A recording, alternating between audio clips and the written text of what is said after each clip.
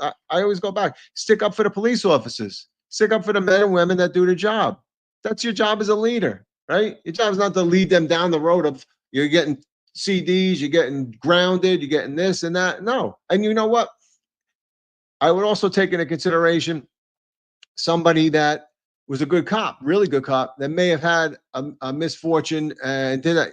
Okay, that's an accident. It's a freaking accident. And you know what? I'm not going to ground you because I want you out there doing the job that you're doing. Yeah, you have to be compassionate too. You just can't be a robot, you know?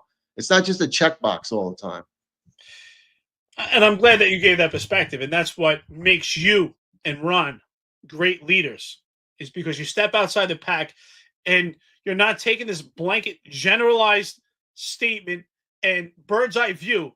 You're actually analyzing these incidents on a case-by-case basis. That's what leaders do. And you have part of leadership. There's leadership traits that I really believe in. And one important leadership trait is courage. That's having the courage to make a decision that doesn't have that blanket decision that separates yourself from the pack. Oh, you know, with that being said, I think we analyzed between our network for the past 2 years the failures of this crime-fighting tactic. So I just say the message to the police officers out there is what I said earlier. I'm not going to lie. After this conversation, if I put on the uniform today, or if I was in plain clothes and someone would take off, it would be extremely difficult to think about what did Rob say and not pursue that car. You know, what did John say? What did, you know, we all have these conversations. What did I say to myself? So that's why, again, I'll go back to, I think we need the culture of the job has to be a vested interest. We all have to be in on it. Everyone has to protect each other by protecting the person next to you or the person on the radio. And if it needs to be terminated, because there are some exceptions, but those exceptions are rare, then terminate it, because you're not only protecting yourself, but you're protecting your brother.